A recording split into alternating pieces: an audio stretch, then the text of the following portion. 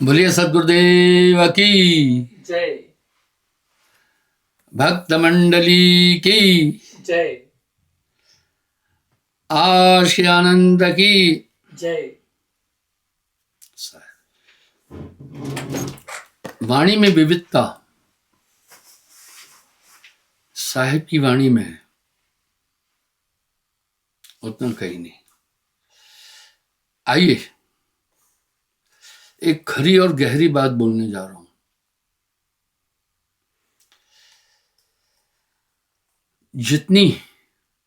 जितना तर्क वितर्क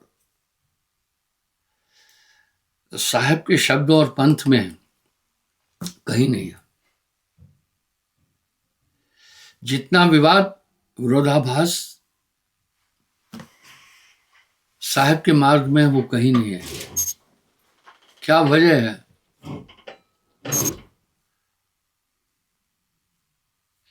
क्या साहिब की वाणी में विरोधाभास है? नहीं।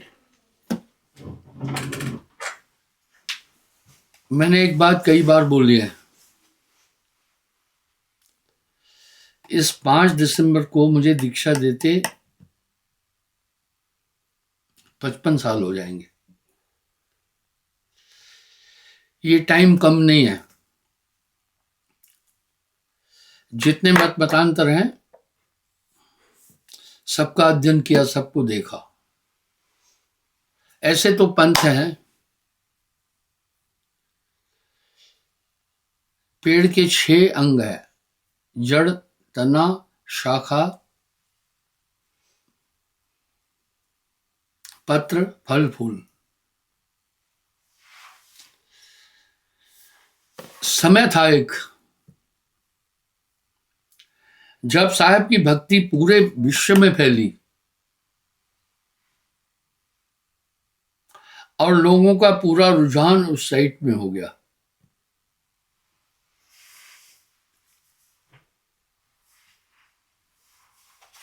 तो कई छोटे भैया उसमें शामिल हो गए बाद में।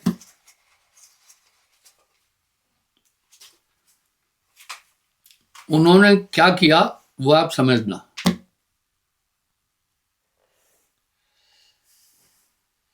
जितने भी मत मतांतर साहब की शाखा से, साहब से निकले, सब अहमक क्रिया द्वारा यही कह रहे हैं कि असली हम है।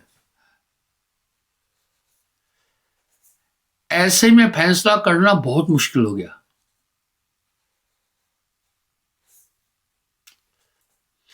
और आदमी के पास इतना टाइम नहीं था कि वो इस चीज को ठीक से समझ पाए।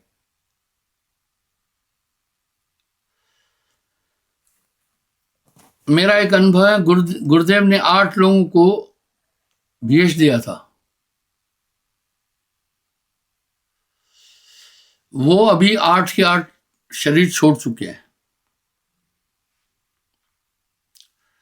वो 8 के 8 ये कह रहे थे कि मुख्य हम ही हैं।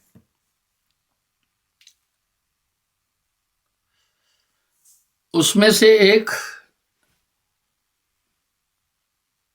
शिष्य था जो बिल्कुल अनपढ़ था।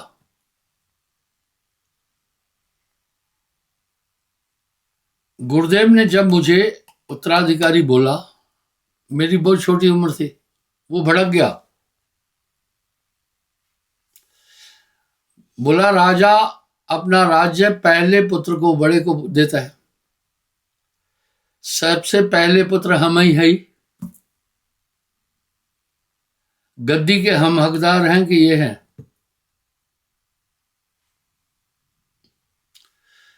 गुरुदेव बड़े खुश मिजाज भी थे, जबरदस्त कॉमेडियन भी थे। उसकी बुद्धि किस स्तर की थी वो सुनना। बोला, हाँ, काहे तो का गद्दी न दई। सब लोग तो कुंडी में जंजीर लगाते हैं, तब ताला लगाते हैं, और तू जंजीरी में ताला लगाता है। वो क्या करता था, कुंडी में जंजीर तो फंसाता था, ताला वहां नहीं लगाता था, ताला नीचे जंजीर में लगा देता था। अब वो ये सोचता था कि ताला लग चुका, अब कमरा कोई नहीं खोल सकता। जब भी वो कमरा खोलता था तो पहले ताला खोलता था, हालांकि ताला तो वैसे ही लटका हुआ था। यहां ताले की कोई प्रासंगिकता ही नहीं थी। यहां ताले का कोई महत्व ही नहीं था। और दूसरा, गुरुदेव ने कहा सब जनी तो मूंगफली छील कर खाते, तुम मैं छिलके के खाते हो। वो मूंगफली छिलके के साथ खाता था और क्या करता था, निपट मूर्ख था। ठूस ठूस कर भोजन खाता था। अब पेट पर वजन हुआ तो झाड़े फिरने जाता था भोजन खाने के बाद। क्या कहता था, हम नजरिया गए हैं आज। तो एक दिन गुरुदेव ने कहा, भैया ये बताओ को तो हमको तो का नजर मारे हैं। आश्रम में हम तीन हैं, एक और तुम, एक हम ही तुम्हारे गुरु हैं, दूसरा मेरे लिए कहा भैया ये भोजन बनावत है, ये बताओ हम दोनों में से तुमको कौन नजर मारा। अरे ठूस ठूस कर खावे तो लड़कन के नहीं, लड़के बच्चे ठाव ठाव बैठकर हगे जाते हैं। अब वो ये दावा कर रहा था हम ही। बात छोड़िए, चलो आठों यही दावा कर रहे थे, पीछे लगे हुए थे मेरे, मैं ध्यान नहीं देता था, मैं जानता था। मेरे भी कुछ शिष्य दीक्षा देने लगे। मैंने तो आज तक किसी को न तो भेज दिया है, न तो दीक्षा देने का आदेश दिया है। ये एक प्रतिस्पर्धा है दुनिया के अंदर। मैं आपको ये बताने जा रहा हूं साहब की वाणी क्यों विवादित हो गई, वो सुनना। मेरे पास अगर मेरी लाइब्रेरी देखोगे, सभी मत मतांतरों की पुस्तकें हैं, साहित्य है।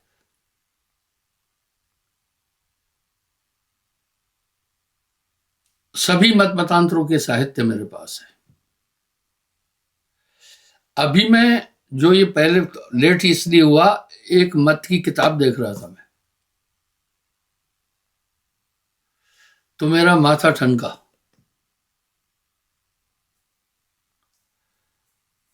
उस मत में ये कह रहे थे कोई परमात्मा नहीं, लेकिन वाणियां साहब की ले रहे हैं। आप सुनो, जब वो ये पुस्तकें कोई और पढ़ेगा तो भ्रमित हो जाएगा। यही तो निरंजन का खेल है। एक मत में मैंने देखा वो कह रहे तुम्हें ही सब कुछ करना है।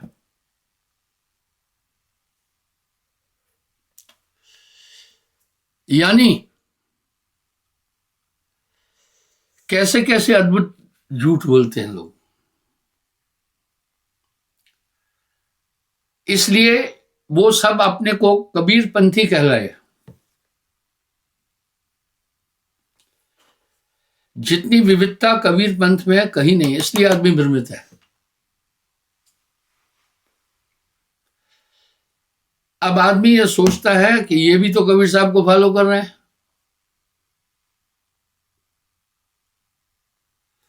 जिससे भ्रम फैलता है। आप देखना, मैं आपको एक बात बताऊंगा, जितने भी कबीर साहब के नाम से अलग अलग बड़े पंथ हैं, सब वाणी कबीर साहब की लेकर आगे चल रहे हैं, लेकिन तथ्य अलग अलग रख रहे हैं।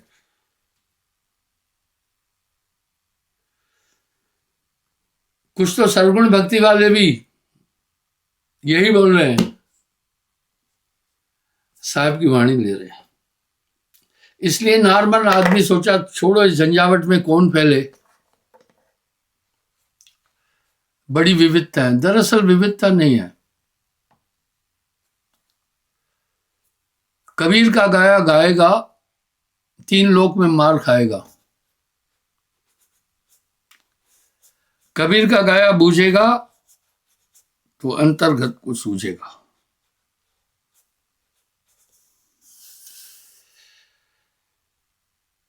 इस प्रकार से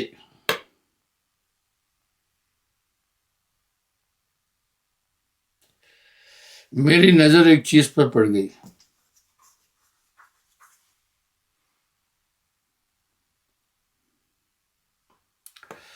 उसमें क्या देख रहा हूं, कुछ लोग जाते हैं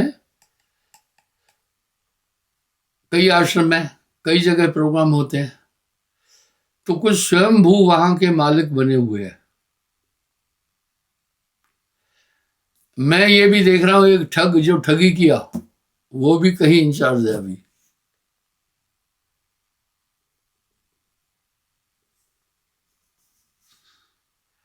वो भी कहीं इंचार्ज है अभी। अब मैं यहां निंदा के लिए नहीं बैठा हूं, पर निंदा निंदा सब कहे, निंदा न जाने कोय, जैसे को तैसा कहे वो भी निंदा न होए।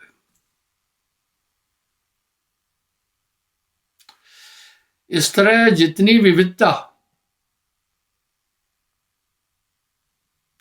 साहिब के पंथ में हुई कहीं नहीं है। मनुष्य बड़ा महत्वाकांक्षी है। मैं निंदक नहीं हूं। निंदा निंदा सब कहे,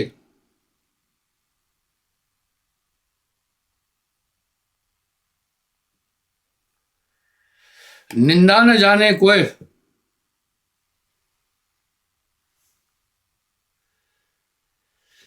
निंदा निंदा सब कहे, निंदा न जाने कोई, जैसे को तैसा कहे वो भी निंदा न होए। मैं दो उदाहरण देता हूं।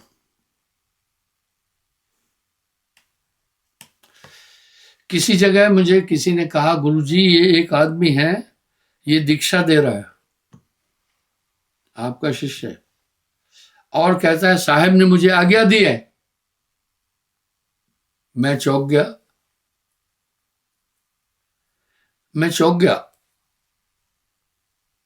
आप मेरी बात ठीक से समझना। मैंने कहा भाई हमारे यहाँ बाकी पंथों की तरह नहीं है कि तू रागी, तू पाठी, तू उधर, ऐसा है ही नहीं। मैंने यहाँ न तो हम दो भागों में बांटते हैं कि उत्तर में तू गुरु, दक्षिण में तू गुरु।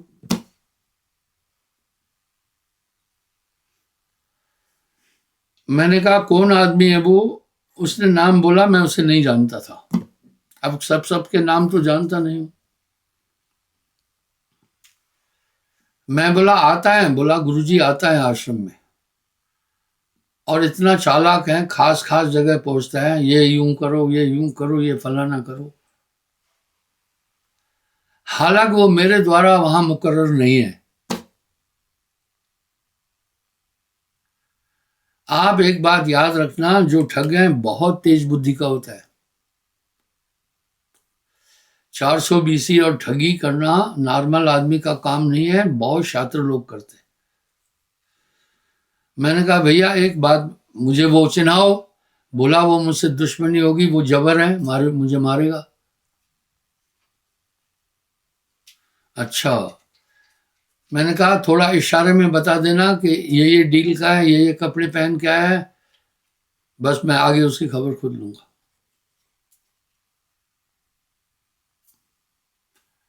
उसने बोला गुरुजी आया है आज भी आपके सत्संग में, लाल कमीज पहना हुआ है और गले में तौलिया है। अभी भी वो लोगों को उठा बिठा रहा है, इधर बैठ, उधर कर, ये कर, वो कर, ये सब काम कर रहा है। मैं कहा ठीक है।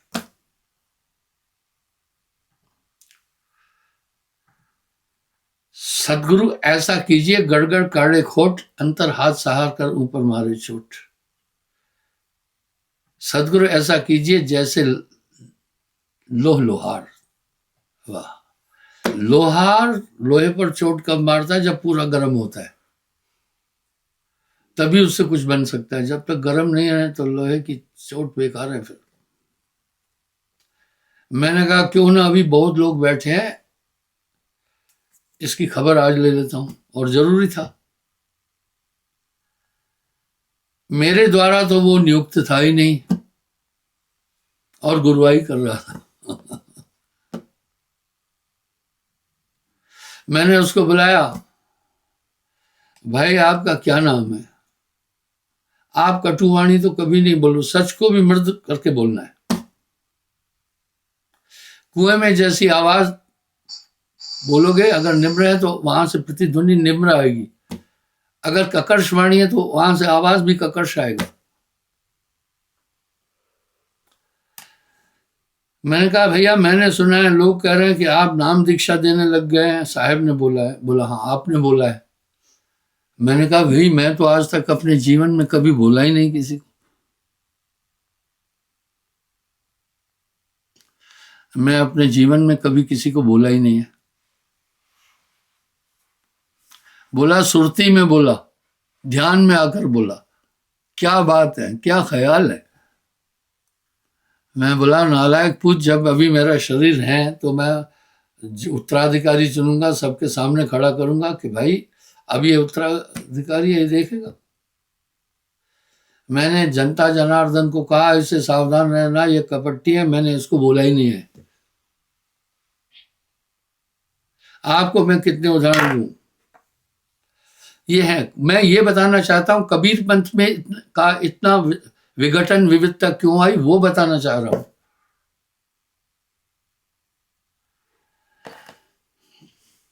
एक आदमी मुझे पत्र लिखा,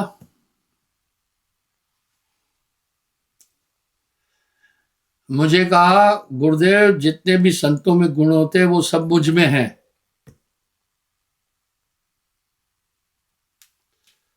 एक भी शब्द इधर उधर नहीं बोलता हूं मैं, क्योंकि साच बराबर तप नहीं, झूठ बराबर पाप, जाके हृदय साच है, बाके हृदय आप। मैंने कहा उसने कहा गुरुदेव जितने भी सद्गुण हैं मुझ में हैं। मैं एक आपका आश्रम बनाना चाहता हूं। आपकी कृपा से मेरे पास संपत्ति धन है, और मेरे पास वो सब गुण हैं जो एक संत में होते हैं। मैंने आपके साथ में 200-250 लोग भी जोड़े हैं। मुझे आज्ञा दो कि मैं वहां आश्रम बनाऊं। वो क्या चाहता था? वो चाहता था महंती। पंथों का विघटन भी इसी तरह से होता है।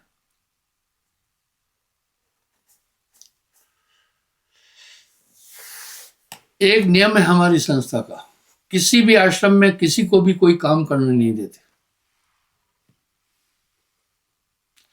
कोई निर्माण कार्य करने नहीं देते। वजह, एक आदमी ने हमारे आश्रम में गुरुदेव के रहते, हालांकि उसकी पहचान गुरुदेव से थी, मैं सतर्क कर रहा हूं आपको, मैं बताना चाहता हूं कबीर पंथ में इतनी झंझावट क्यों आई है।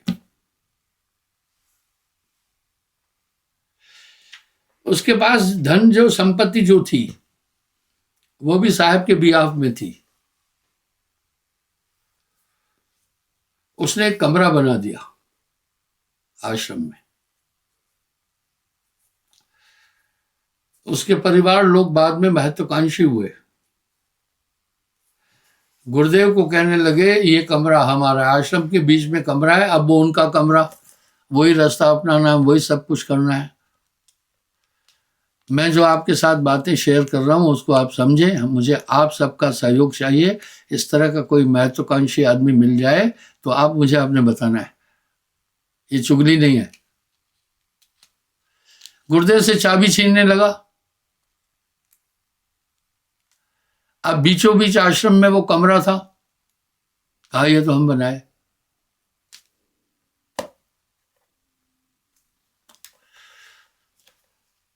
मैंने पहली सूरत में जब गुरुदेव शरीर छोड़ गए, पहली सूरत में उस कमरे को खत्म कर दिया, मैंने गिरा दिया।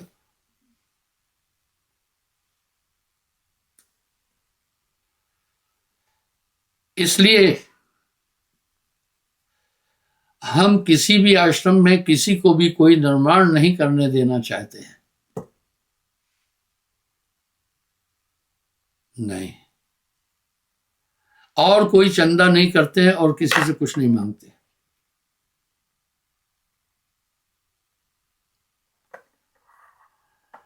हम चंदा भी नहीं करते हैं और मांगते भी नहीं है। हम अपने आदमी मुकर्रर करते हैं और ऐसे लोग आकर क्या बोलेंगे, मुझे अनुभव है, कहेंगे गुरुजी अब शौचालयों की यहाँ कमी है, आप आज्ञा दो शौचालय बनाएंगे। अब वो क्या करता है, चंदा करता है संगत से और नाम अपना आगे रखता है।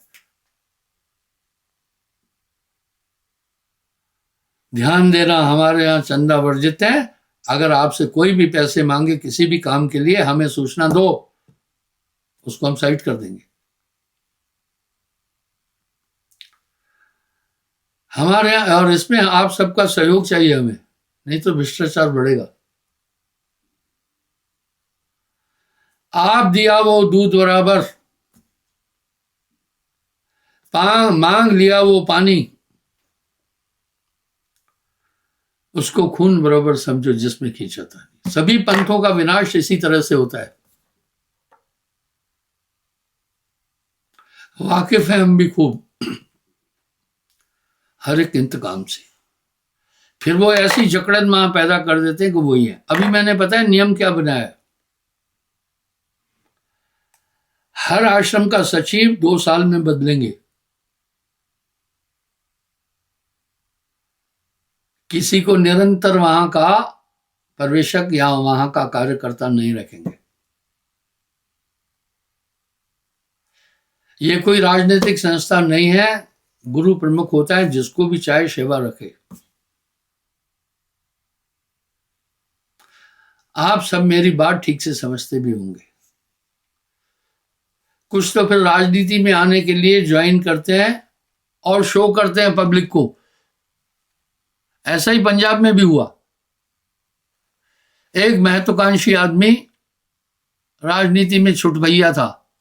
बड़ा बनने के लिए जहां मेरे प्रोग्राम होते थे, वहां किसी न किसी को लाकर बड़े नेता को दिखाता था कि ये सब मेरा किया कराया है।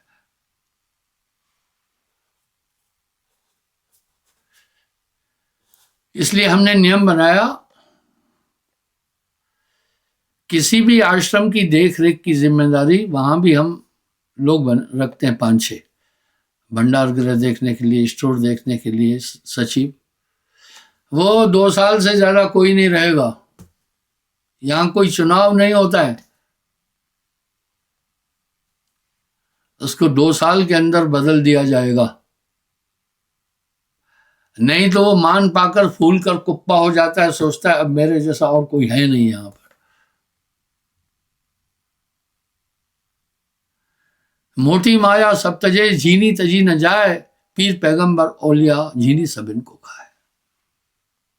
इसी तरह मैं क्या बताना चाह रहा हूं, जितने भी मत मतांतर निकले हैं सब कह रहे हैं कबीर साहब की शिक्षा के उत्तराधिकारी हम हैं।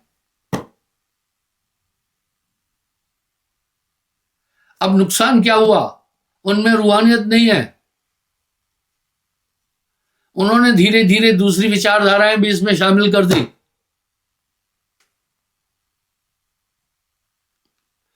इससे क्या हो गया, नाना पंथ जगत में हुए साहब की वाणी पर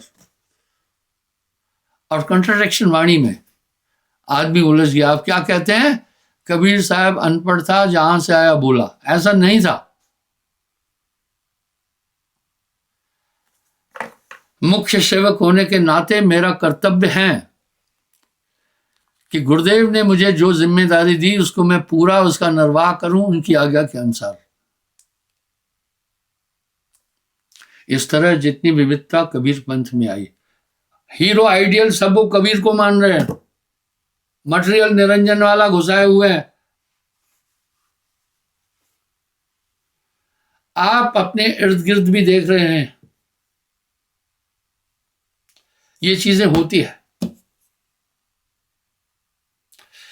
अगर कोई पंथ के विरुद्ध ऐसा कार्य कर रहा है तो हर एक सत्संगी का कर्तव्य है वो सूचना दे, सचिव को सूचना दे या मुझे दे,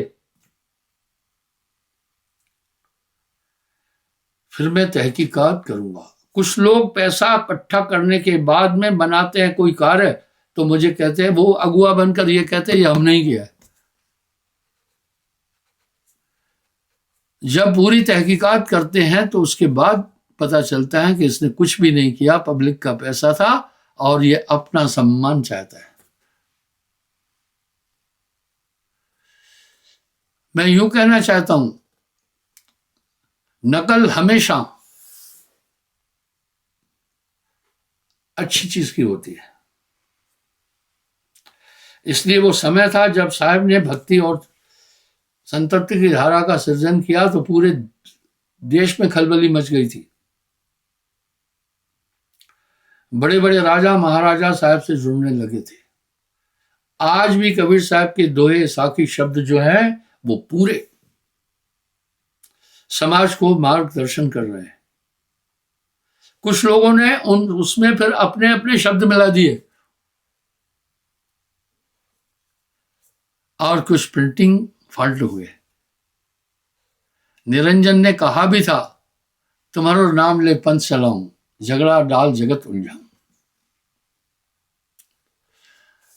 आज मैं ये क्यों बात उठाया, मेरे सामने कबीर पंथ के कुछ ग्रंथ रखे हैं। जब मैंने उनका मंथन किया तो उन्होंने अपनी अपनी बातें घुसेड़ कर रखी है उसमें। तो साहब कह रहे केवल ज्ञान कबीर का, विरले जन जाना। समझ रहा हूं मैं देख भी रहा हूं। आपको 2-3 उदाहरण दिए, हजारों उदाहरण है। हमारे यहां चंदा वर्जित है, इसको हम भ्रष्टाचार मानते हैं। कहीं भी निर्माण कैसे होता है, कुछ भी जो जरूरत है, वहां का आदमी मुझे बोलता है कि यहां भंडार गृह की जरूरत है। तब मैं देखता हूं जरूरी है क्या, फिर मैं देखता हूं कि हमारे पास फाइनेंशियल कंडीशन क्या है, फिर मैं अपने आदमी मुकर्रर करता हूं, वो जाकर वहां निर्माण कार्य कराते हैं। वहां के किसी लोकल आदमी को मैंने इसके लिए नियुक्ति नहीं किया है। आप ध्यान देना इस बात का। अगर आपके संज्ञान में कुछ ऐसा है, कोई चंदा कर रहा है या पैसे मांग रहा है, ये काम कर रहे हैं, तो पैसे दो। बिल्कुल नहीं, हम चंदे को भ्रष्टाचार मानते हैं, इसलिए यहां वर्जित है। तो आइए, इसलिए कबीर साहब के पंथ में विविधता आ गई। कोई सरगुण भक्ति कर रहा है तो भी कबीरपंथी कहला रहा है, कोई कह रहा है परमात्मा है नहीं, वो भी कबीरपंथ कहला रहा है, कबीरपंथी हूं। कोई बाल बच्चे लिए और उस पैसे से परिवार का पोषण कर रहा है, वो भी कह रहा है कबीरपंथी हूं। इस तरह से जब इस तरह का उसमें गलत मिश्रण हुआ तो लोगों का धीरे धीरे मोह कबीरपंथ से हटता गया और लोगों ने यह धारणा, विरोधियों ने फैलाई कि इसमें सिर्फ छोटी जात के लोग हैं। साहब की कृपा से मैंने ये मिथक तोड़ा। ये मेरा अहंकार नहीं है। आप टटोलना कहीं भी कबीर पंथ में सिर्फ बेचारे पिछड़े लोग हैं, हरिजन है। मैंने 4 लाख ब्राह्मणों को दीक्षा दी, 3-4 लाख क्षत्रियों को, 3-4 लाख महाजनों को, 3-4 लाख बैकवर्ड लोगों को, 3-4 लाख हरिजनों को। ये मैं डिंग नहीं मार रहा हूं, मैं उनको समझाया। अगर कबीर साहब अछूत होते 600 साल पहले, काशी के नरेश वीर सिंह बघेल उनसे दीक्षा कैसे लेते? काशी तो हिंदू धर्म की राजधानी है।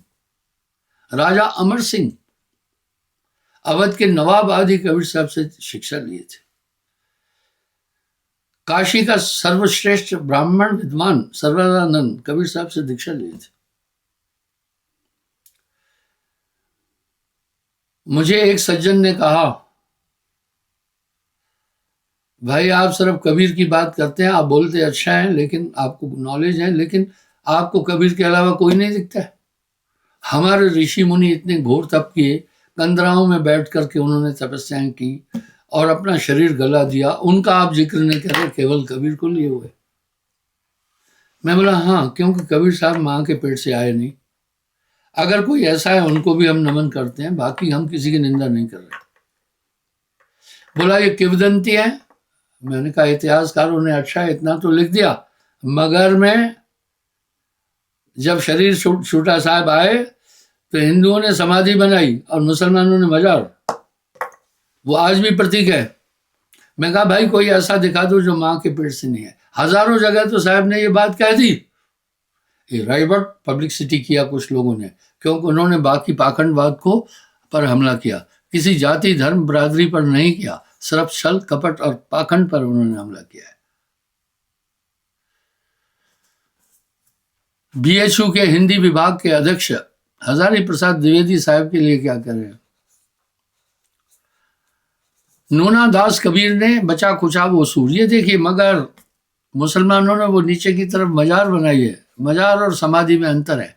मजार में क्या करते हैं, पार्थिव शरीर को लिटा करके तब समाधि लंबी बनाते हैं अपना कब्र, और समाधि में महात्माओं को ध्यान मुद्रा में बिठाया जाता है। इसलिए ये देखिए प्रतीक है, ये आज की बनी हुई नहीं है। और हजारों शब्दों में साहब ने ये कह दिया, संतो अभिगत से चलाया, कोई भेद में न पाया। ना हम रहले मात गर्भ में बालक होए दिखलाया, काशी तक सरोवरों पर तहां जुला पाया। ना हमरे मात पिता है, ना ग्रही ना दासी, नीरू के घर नाम धराया, जग में हो गई हांसी। साहब ने कोई शादी नहीं की, लेकिन बरबस बना दिया लोई उनकी पत्नी, कमाल कमाली उसके बच्चे। मैंने 52 कसनी में दोनों को दिखाया है। तो बंधु मेरे कहने का ये मतलब है, आखिर मूल शिक्षा क्या है साहब की, वो सुनना। ये जीवात्मा किसी भी प्रयास, किसी भी साधना, किसी भी तरह से संसार सागर से कभी पार नहीं हो सकता।